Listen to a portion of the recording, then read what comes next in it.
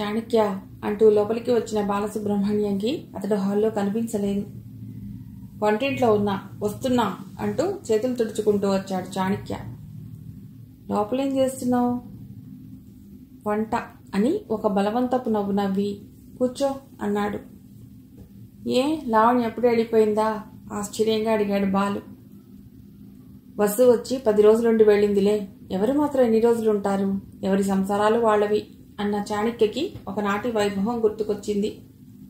ఇంటికెడితే శివాని, అక్కడికెడితే సింధు ప్రేమగా వంట చేసి పెట్టేవాళ్లు. ఇప్పుడు ఇద్దరూ లేరు. ఎవరి గమ్యాన్ని వాళ్ళు వెతుక్కుంటూ వెళ్లారు. అతడి మనస్సు జిహ్వ చేదెక్కింది. అతడి కళ్ళు కాంతిని కోల్పోయాయి. చాణక్య, నువ్విలా ఎన్నాళ్ళు చేతులు కాల్చుకుంటావు? చెల్లెమ్మ వచ్చేదాకా వంట మనిషిని పెట్టుకో. లేదు బాలు, ఈ పనన్నా లేకపోతే నాకు పిచ్చెక్కిపోతుంది. పోనీ నువ్వెళ్ళి చెల్లెమ్మని తీసుకురాకూడదు? వస్తుందంటావా? ఆశగా చూశాడు చాణక్య. ప్రయత్నం చేయడంలో తప్పులేదుగా. కాదంటే? వస్తే నీ జీవితం బాగుంటుంది కదా, ఓదార్చబోయాడు బాలు. ఇదేం కొత్త కాదు. శివాని వెళ్ళినప్పటి నుండి చాణక్య తెలుసుకున్న నిజం ఇదే. సింధు శివానిలు ఇద్దరూ ఒకేసారి అతన్ని వదిలెళ్ళినా అతడు మిస్ అవుతున్నది శివానీనే. ఆమె ఒక్కత్తి తనని వదిలేస్తే తనకి ఇంక ఎవరూ మిగలనట్టు ఎందుకు అనిపిస్తున్నట్టు? కానీ బాలు, ఈ పని నేనెప్పుడో చేసుండవలసింది. It's too late. నిరాశపడుతున్న స్నేహితుడిని ఉత్సాహపరుస్తూ అన్నాడు బాలు. లేదు, ఆమె ఏదో విరక్తిలోకి వెళ్ళింది. ఏమో రావచ్చు, ప్రయత్నించు. అలాగే, ఆలోచిస్తాను. అమ్మా, నీకో విషయం చెప్పాలి అంది సింధు ఫోన్లో అమ్మతో 5 నిమిషాలు మాట్లాడాక. ఏమిట్రాది? చెప్పమ్మా. సింధు తల్లి హిమశైలలోని ఆతృత ఆమె ప్రశ్నలో తొంగి చూసింది. నందగోపాల్ గారిని విమానంలో పైలట్, మంచివాడు. వాళ్ళ అమ్మగారు కూడా మంచివారే. అతడు నన్ను పెళ్లి చేసుకుంటానని చెప్పాడు. నీకు ఫోటో పంపిస్తాను, చూడు. నీకు నచ్చితే. కూతురి మాటను పూర్తి చేయకముందే హిమశైల అంది. ఫోటోదేముంది? నీకు నచ్చితే నాకు నచ్చినట్టే. కానీ పైలట్ అంటున్నావు, ఎప్పుడూ గాలిలో. వద్దులేమ్మా, అతడికి ఏదైనా అయితే నువ్వు అన్యాయం అయిపోతావు. ఆమె కంఠంలో పిరికితనం. అమ్మా, ఆ టైం వస్తే ఇంట్లో కూర్చున్నా పోతాం. నీకు ఇంకెలాంటి అభ్యంతరాలు లేకపోతే నాకు నచ్చాడు, ఒప్పుకోమ్మా. కూతురు మాట్లాడుతున్నంతసేపు హిమశైల ఆలోచిస్తూనే ఉంది. ఇంతకంటే మంచి సంబంధం తన కూతురికి తేగలదా? పైగా ఇంకా 2 ఆడపిల్లలు పెళ్లికి సిద్ధంగా ఉన్న ఇంట్లో. సింధుకి చేసేస్తే వాళ్ళకి సంబంధాలు చూసి ఎవరినో ఒకరిని చూసి ముడిపెట్టేయవచ్చు. తన బాధ్యత తీరిపోతుంది. కాకపోతే పెద్దది సబితకు చేయకుండా. ఏమ్మా మాట్లాడవు? అతడు హిందువే, మన కులమే, జంకుతూ అంది సింధు. లేదు లేదు, అలానే నీకు పెళ్లి చేయకుండా ఉంటానా ఏమిటి? అమ్మా, నీకు విషయం చెప్పలేదు. నందగోపాల్ గారు మన ఇంటికి కూడా సహాయం చేస్తానన్నారు. వద్దు వద్దు సింధు, అది మర్యాదగా ఉండదులే అన్న హిమశైల మనస్సులో అల్లుడి దగ్గర సహాయం తీసుకుని మిగతా ఇద్దరి బాధ్యత తీర్చుకుంటే బాగుండనే ఉంది. అలా తీసుకుని తమని తాము హీనపరుచుకోవటం ఇష్టంగానూ లేదు. ఆమె ఆర్థిక పరిస్థితి అలాంటిది. ఏమ్మా మాట్లాడవు? సింధు గొంతులో నీరసం. నువ్వు ఇష్టపడ్డావు కదమ్మా, అలాగేలే. కాకపోతే అల్లుడి గారి డబ్బొద్దు గాని ఇంకా 2 ఆడపిల్లలున్నారు. వాళ్ళ బాధ్యత మీరిద్దరూ తీసుకుంటే చాలు నాకు. చాలా తెలివిగా అంది హిమశైల. ఒక్కోసారి మన మనసులో ఉండే ఆలోచనల్ని, ఆశల్ని సొంత వాళ్ల దగ్గర బయటపెట్టి మనల్ని మనం దిగజార్చుకోలేం కదా. థ్యాంక్స్ అమ్మా. సింధు గొంతులో పొరబళ్ళు తొక్కే సంతోషం. పైగా తల్లి నోటి వెంట వచ్చిన అల్లుడు అనే పదంతో ఆమె మనస్సు సంపెంగ వాసనలతో, చిరుగాలి చల్లదనంతో, వానతుంపర్ల శబ్ద సౌందర్యంతో నృత్యం చేసింది. అయితే ఫోటో పంపించి ఈరోజే. ఊరికేలే, చూడాలనిపించి. అలాగేనమ్మా. ఇంకో మాట చెప్పడం మర్చిపోయాను.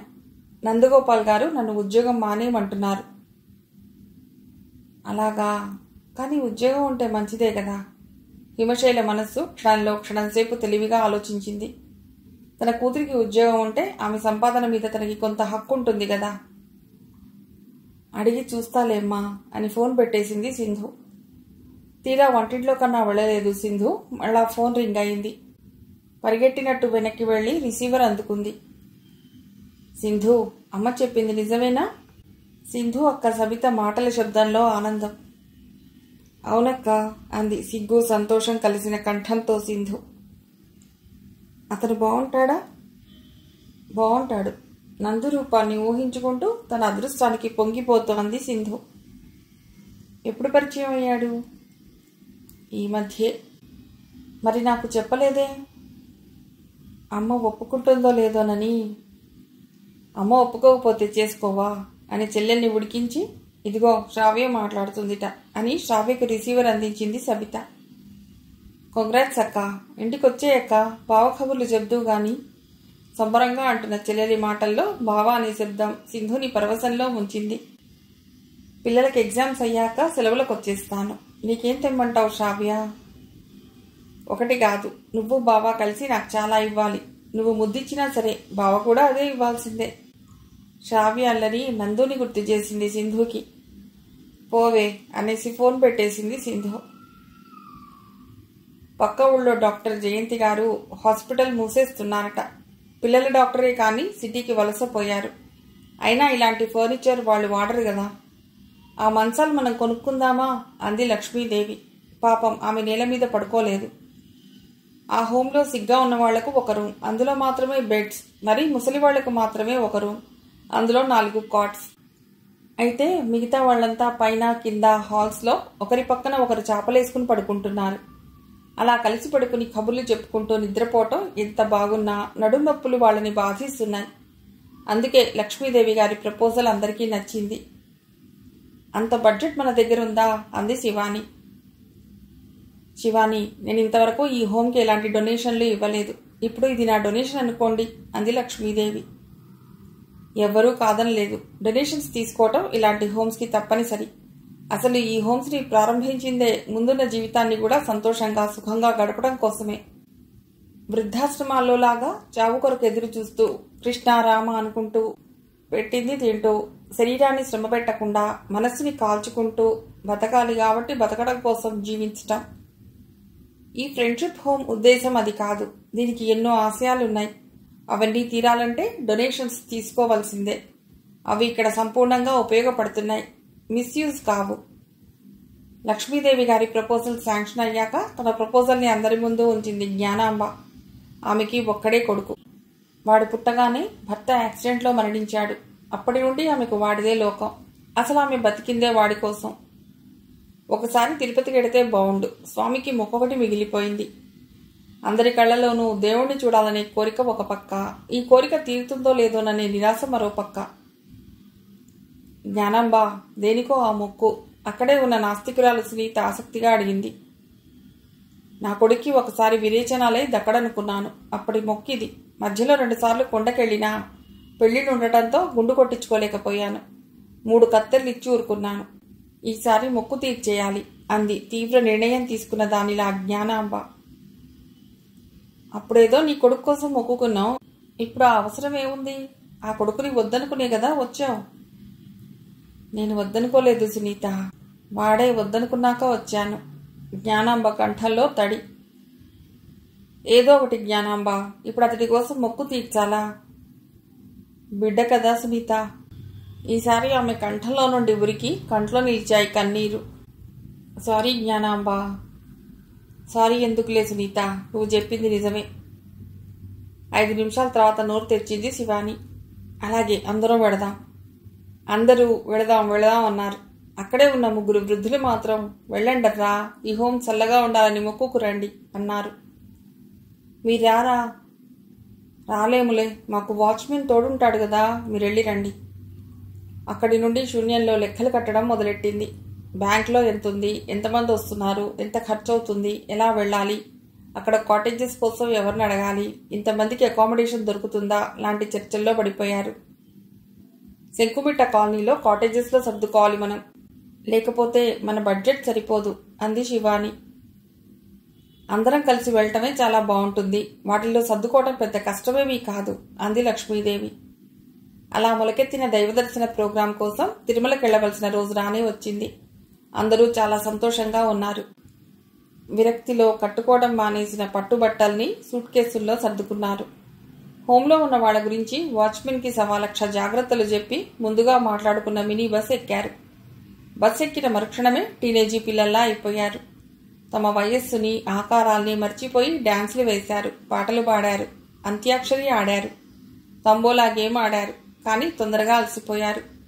తెచ్చుకున్న పులిహోర దద్దోజనం తిన్నారు. తను మనసుపడి చేసుకున్న బొప్పాయి హల్వా అందరికీ పెట్టింది వాసంతి.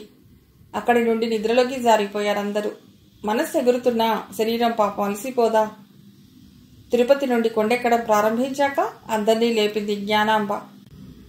బస్ మెలికలు తిరిగి వెడుతుంటే చెవుళ్ళు దిబ్బళ్ళు పడుతున్నాయి. రంగురంగుల పూలను, పడమటి కొండను దిగిపోతున్న సూర్యుడిని, కాలినడకన వస్తున్న భక్తుల్ని, గోవిందనామస్వరాల్ని ఆస్వాదిస్తూ ఉండగా బస్ కొండెక్కేసింది. రేపు సింధుతో నందు పెళ్లి. చాలా ఆనందంగా ఉందామె. ఆమె ఏనాడు ఇలాంటి జీవితం లభిస్తుందని కలగనలేదు. చాణక్యతో గీటు దాటాక ఇదే జీవితం అనుకుంది. మరో అందమైన జీవితం లేదనుకుంది. అలాంటి టైంలో నందగోపాల్తో పరిచయం ఎంత అదృష్టం! తనకే కాదు, తన కుటుంబానికి ఆలంబన లభించిందన్న సెక్యూరిటీ ఫీలింగ్ ఆమెకు సంతోషాన్ని ఇస్తోంది. స్నేహితురాలు జ్యోతి తన పెళ్లికి అంత దూరం నుండి వచ్చింది. పొద్దుట నుండి ఆమెను అడగాలనుకున్న ప్రశ్న ధైర్యం చేసి ఇప్పుడు అడిగేసింది సింధు. శివాని మేడంకి నా మ్యారేజ్ ఇన్విటేషన్ ఇచ్చేశావా? ఇవ్వలేదన్నట్లు తల అడ్డంగా ఊపింది జ్యోతి. ఇచ్చుండవలసింది. నా పెళ్లి అంటే ఆమె రిలీఫ్ ఫీల్ అయ్యేవాళ్లు అంది దిగులుగా సింధు. ఒకరి జీవితాన్ని నష్టపరిచే మనస్తత్వం కాదామెది.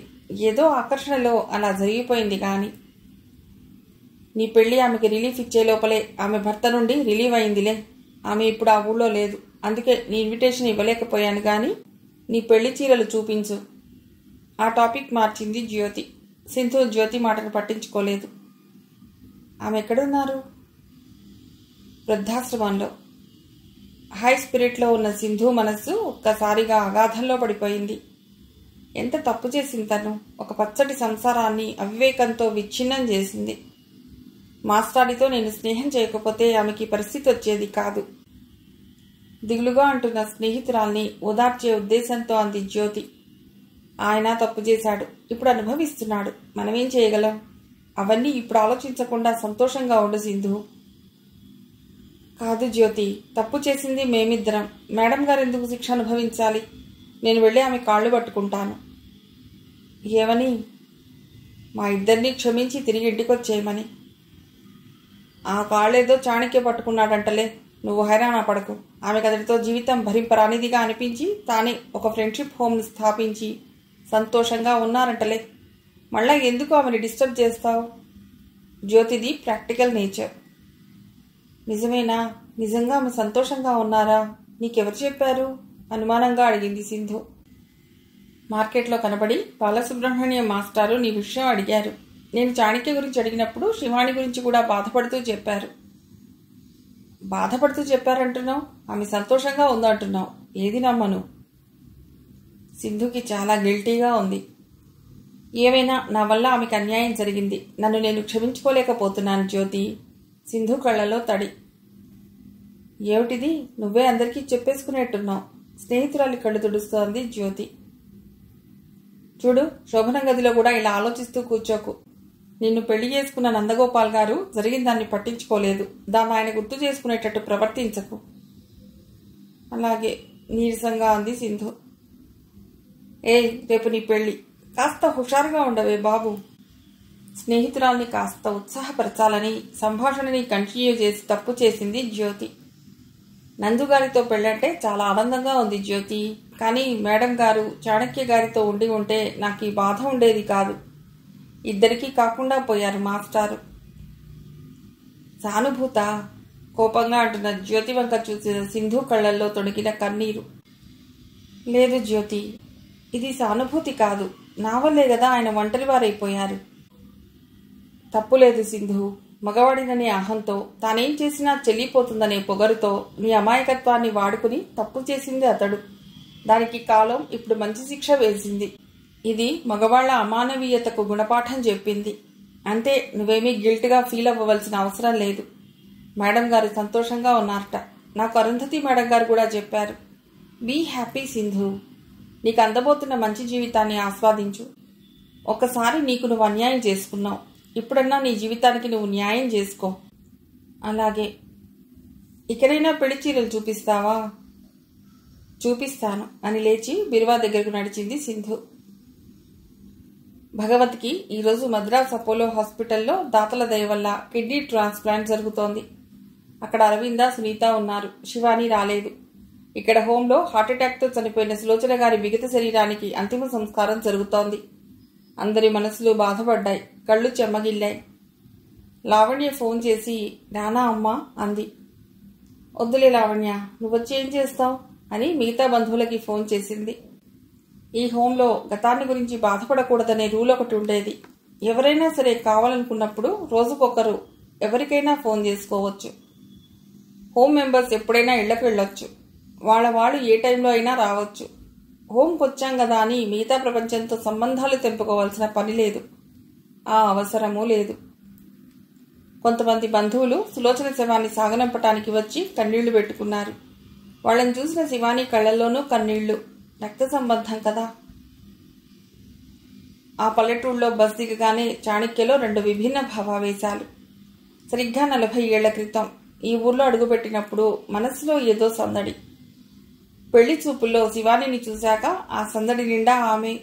ఇప్పుడు అదే ఇంట్లో శివానిని యుద్ధ సన్నద్ధుడా ఎదుర్కోబోతున్నాడు. అడుగులు ముందుకు పడుతున్నాయి. మనస్సు వెనక్కి లాగుతోంది. ఖచ్చితంగా తెలుసు ఆమె తనతో రాదు. వెనక్కి వెళ్ళిపోతే ఆఖరి అదృష్టాన్ని పరీక్షించుకోవాలి. కానీ ఆమెకు ఎదురుపడటం ఎలా? ఎంత దుర్భరమైన పరిస్థితి.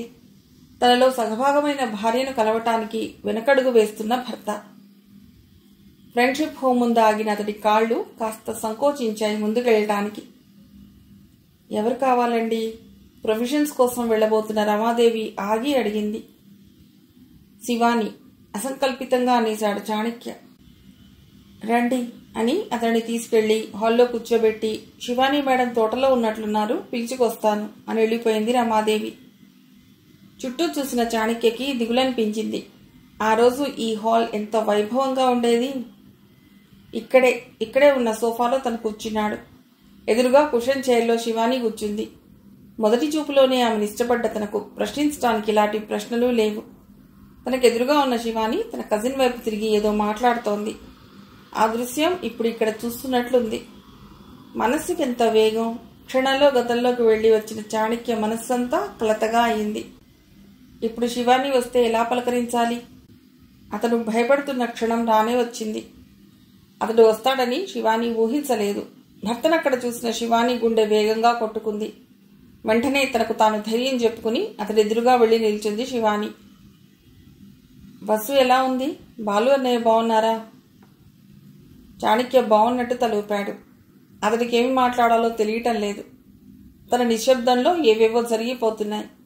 ఎవరెవరో వచ్చి శివానిని ఏదేదో అడుగుతున్నారు. కొందరు చనువుగా, కొందరు భక్తిగా, కొందరు స్నేహంగా. ఆమె లేకపోతే ఈ హోం రన్ అవ్వనంతగా. లావణ్య ఈ మధ్య వచ్చిందా? నీరజ్ ఫోన్ చేశాడా అని ఎవరిదో కుశలం అడిగినట్లు అడుగుతున్న ఆమె అతన్ని భయపెట్టింది. అడగాలనుకున్న మాట పెదవి దాటి బయటకు రావటం లేదు. అక్కడున్న కొందరు మెంబర్స్కి భర్తని పరిచయం చేసింది శివాని. శివానిని కలవటానికి మహిళా సంఘం సెక్రటరీ వచ్చిందని కబురు చెప్పి వెళ్ళింది శివానికి సుహాసిని. ఇప్పుడే వస్తాను. కిరణ్మయి, సార్కి హోం చూపిస్తావా అని చాణక్య దగ్గర వీడ్కోలు తీసుకుని అతడి వైపు చూసి కదిలింది శివాని. అతడి కాళ్లు హోం వెనుక నడుస్తున్నాయి. వాళ్ళు చెప్పేదేమీ అతడికి వినిపించటం లేదు.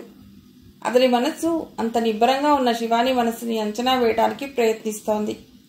ఆమె ప్రవర్తన అతడికి చాలా నిజాలు చెప్పింది. ఆమెలో తన పట్ల ఎలాంటి స్పందనలు లేవు.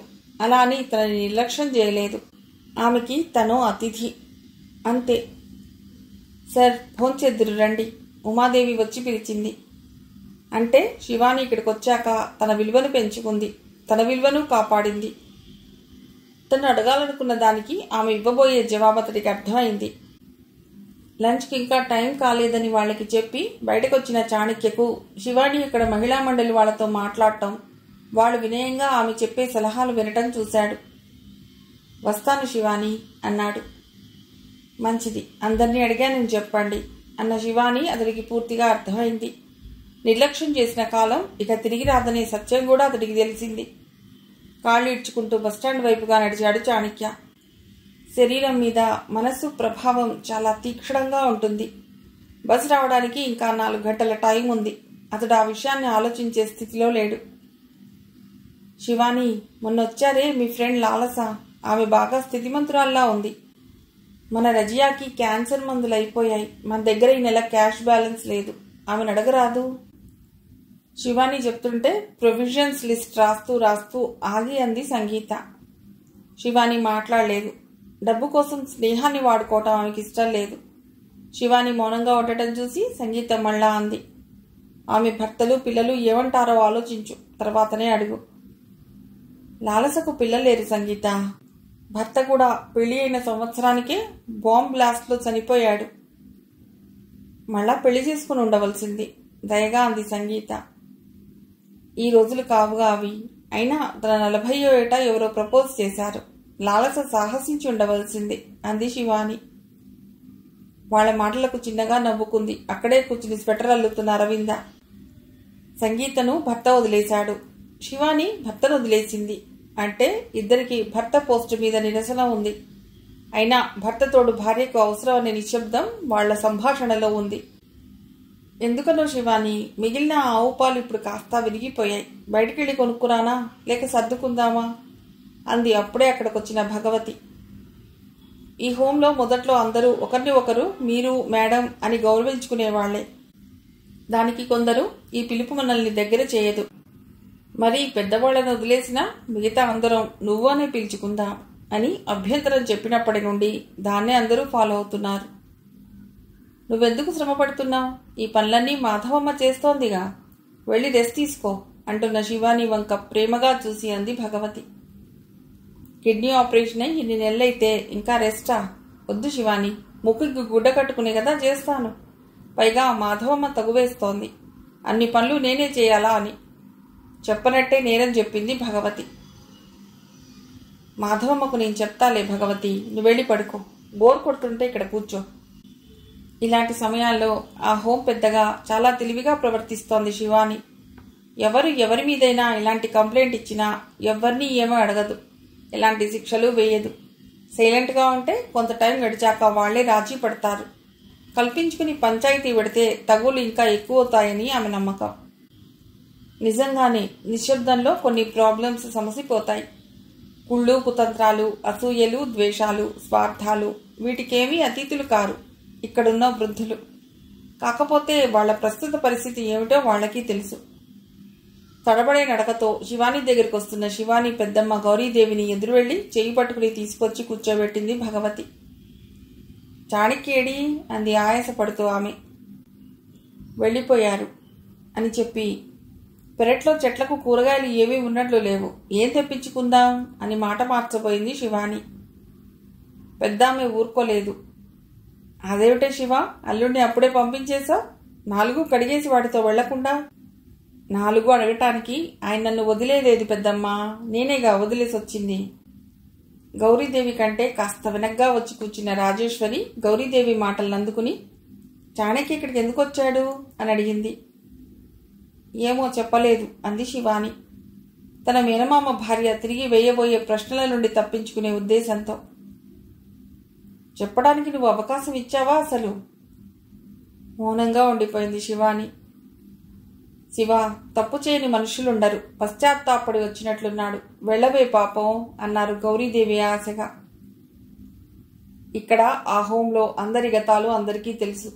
ఆ గతాన్ని తవ్వుకుని దిగులు పడకూడదు అని సిద్ధాంతం అయితే ఆ హోంకి ఉందే గాని ఒకరి బాధలకు మరొకరు ఓదార్పులు సలహాలు ఇవ్వకూడదని ఏమీ లేదు. కాబట్టి భగవతి నోరు తెరిచింది. అవును శివాని, పెద్దమ్మ చెప్పినట్టు అతడు పశ్చాత్తాపడి వచ్చినట్టు, అడగవలసింది అడగలేక గిల్టీగా వెళ్ళిపోయినట్టు నాకు అనిపించింది. నీ తోడు అతడికే కాదు, అతడి తోడు నీకు కావాలి. భర్త తోడు ఎంత అవసరమో భర్తను పోగొట్టుకున్న భగవతికి బాగా తెలుసు. లేదు భగవతి, ఆయన పశ్చాత్తాపడి రాలేదు. ఆయన మనస్తత్వం నాకు తెలుసు. నేను సింధు ఒకేసారి వదిలేయటంతో ఒంటరితనం ఫీల్ అయి నన్ను తీసుకెళ్ళడానికి వచ్చాడు. ఎందుకో ఒక అందుకు దిగొచ్చాడు గదా, వెళ్ళు, కొద్దిగా గద్దించినట్లు అన్నారు గౌరీదేవి. చూడు శివాని, మనమందరం ఇక్కడ ఎవరో ఒకరి చేత వదిలేయబడి వచ్చిన వాళ్ళమే. కానీ ఇంతవరకు మనలో ఎవరినైనా తీసుకువెళ్లాలనే ఉద్దేశంతో మన వాళ్ళు ఎవరైనా వచ్చారా? చూసిపోవటానికి రావడం తప్పిస్తే. అలా చెప్పమ్మా అరవింద, సంతోషంగా అన్నారు రాజేశ్వరి. శివాని ఇక్కడే ఉంటే తమకు సౌకర్యాలు బాగా జరుగుతాయి అనే స్వార్థంగా ఆలోచించటం లేదు ఆ వృద్ధులిద్దరు. శివాని, ఈ హోం ఎలా జరుగుతుందా అని ఆలోచిస్తున్నావు కాబోలు. నువ్వు వేసిన మొలకే ఇది. దీన్ని కాపాడుకునే బాధ్యత మాది. ఎందుకంటే మాకు ఇంకో ఇల్లు లేదు. నిన్ను ఇంకో ఇల్లు ఆహ్వానిస్తోంది. ఆయన నిజంగా మారుతుంటే నువ్వు నిశ్చింతగా వెళ్ళవచ్చు అంది అరవింద.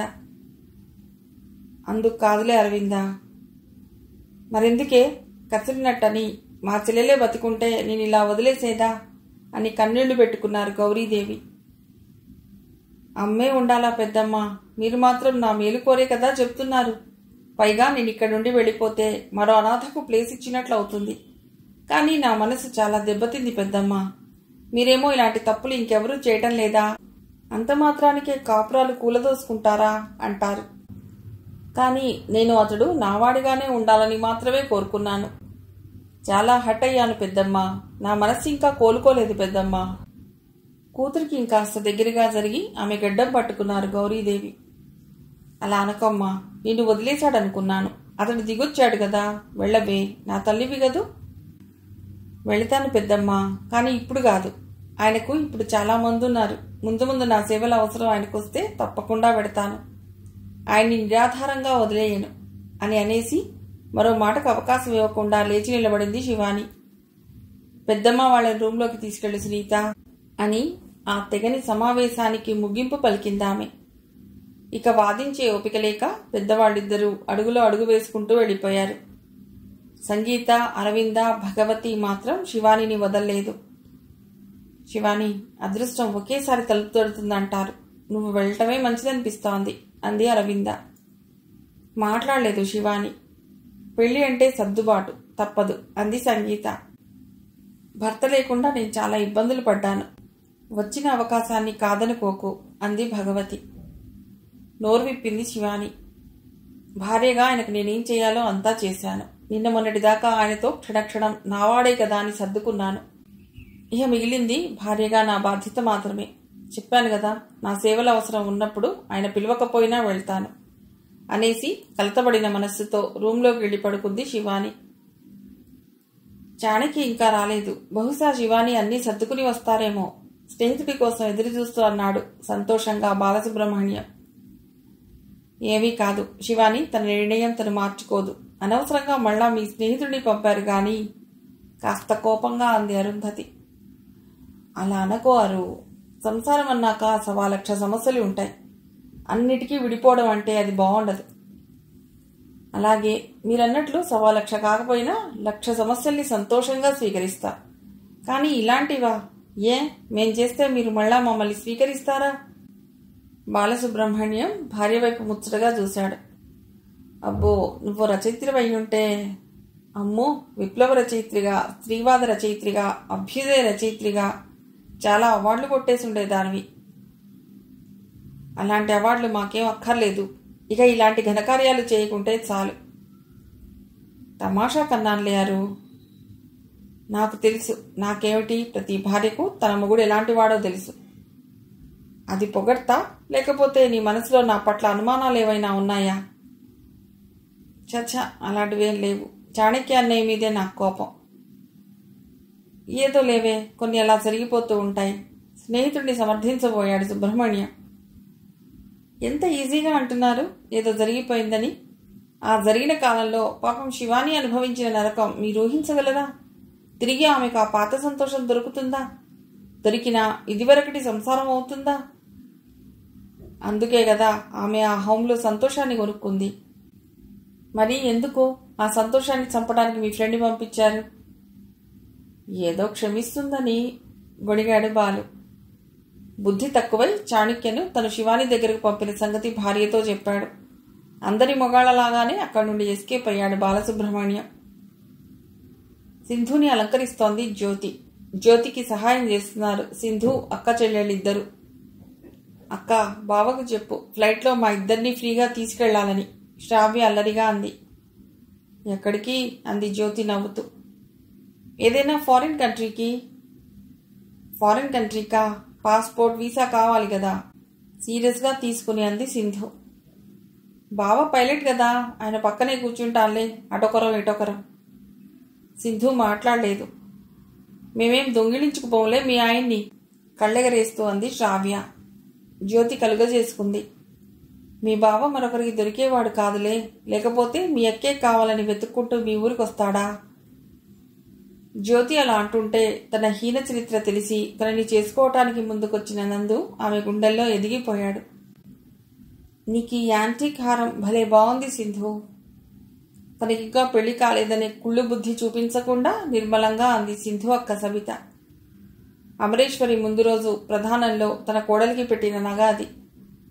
ఏం కాదు, పెళ్లి కూతురి అలంకరణలో రేపటికల్లా నందు బావకి భార్యనైపోతున్నానన్న ఆనందంలో మెరిసిపోతున్న అక్కకు ఈ హారమే కాదు ఏదైనా బాగుంటుంది. రేపు నా పెళ్లిలో ఈ హారం నా మెడలో వేసినా బాగుంటుంది తెలుసా అని అక్కను ఉడికించింది శ్రావ్య. వాళ్ల సరదాల మధ్యగా ఆమె అలంకరణ పూర్తయింది. ముహూర్తానికి ఇంకా గంట టైం ఉంది. కళ్యాణ మంటపంలో ఒకవైపున మగపెళ్లి వాళ్ల గదిలో నుండి బయటకొచ్చాడు నందగోపాల్. పంచకట్టులో చాలా హుందాగా ఉన్నాడు.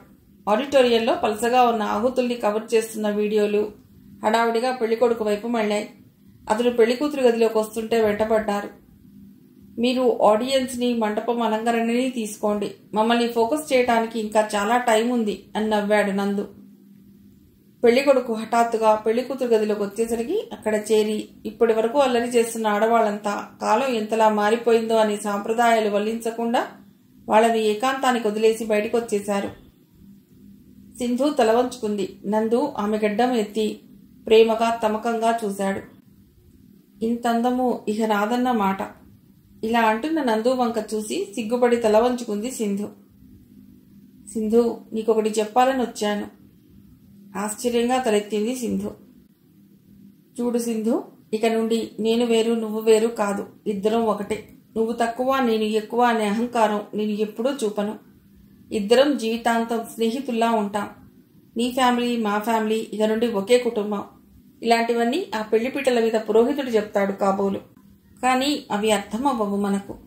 అందుకే నీకు ప్రమాణం చేసి చెప్దామని వచ్చాను. సింధు కాటుక కళ్లల్లో చిరు కన్నీరు. ఆమె అతడి ఎదపై వాలింది. బయట పెళ్లి సంరంభం మొదలయ్యింది. బస్లో కూర్చున్న చాణక్య వెనక్కి తిరిగి చూశాడు. అదే పల్లెటూరు, కలువ కొలను, ఏదీ మారలేదు. దశాబ్దాల క్రితం ఈ ఊరికి శివానిని చూడటానికి పెళ్లి చూపులకు వచ్చాడు. ఇప్పుడు మళ్ళీ అదే శివానిని తీసుకెళ్ళటానికి వచ్చాడు. అప్పుడు ఇప్పుడు కూడా శివాని తన్ని కావాలని అనుకుంటే బాగుండును అని గాఢంగా కోరుకున్నాడు చాణక్య. అప్పుడు తనెవరో శివానికి తెలియదు, అయినా ఒప్పుకుని భార్య అయింది. అదే శివాని తనతో 40 ఏళ్ల సహజీవనం చేసిన తర్వాత ఇప్పుడు ఎందుకో నిశ్శబ్దంగా కాదంది. ఎందుకు ఎందుకు ఎందుకు? ఆ ఎందుకో అనే ప్రశ్నకు చాణక్య దగ్గర జవాబుంది. తన భార్య ఎప్పటికీ తనదే కదా అని ఆమె మనస్సు పగలగొట్టాడు. అతని మనస్సు అతన్ని ఒకసారి విమర్శిస్తోంది. ఒకసారి ఇంత చిన్న కారణానిక తనని శివాని వదిలేసింది అని ఆక్షేపిస్తోంది. మొత్తానికి ఇలా జరుగుతుందని మాత్రం చాణక్య ఊహించలేదు. ఊహించి ఉంటే ముచ్చటైన ముగ్గురి జీవితాలు ఇలా అస్తవ్యస్తమై ఉండేవి కావు. బస్ కదిలింది. హెడ్ లైట్స్ చీకటిని చీల్చుకుంటూ డ్రైవర్కి దారి చూపిస్తున్నాయి. ఇక ఏ వెలుగు తనని వెన్నంటి నడిపిస్తుంది? చాణక్య మనసులో తారుడబ్బా ఒలికింది. కథ సమాప్తం.